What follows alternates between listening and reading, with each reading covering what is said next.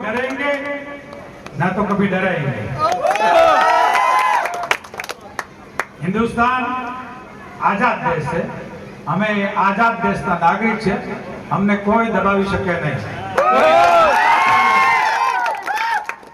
जे करવું હોય તે કરે। અમે હંમેશને માટે કાયદાને માન આપીએ છીએ। ન્યાયપાલિકાનો આભાર અને સમસ્ત સનાતન ધર્મ સમસ્ત લોકોમાં પક્ષાપક્ષીપણથી દૂર રહીને ઘણા લોકોએ જેમને મદદ કરી બધાનો ફરીથી એકવાર આભાર માનું છું। સત્યમેવ જયતે, સાલા તૂટેંગે લેકિન ઝુકેગા।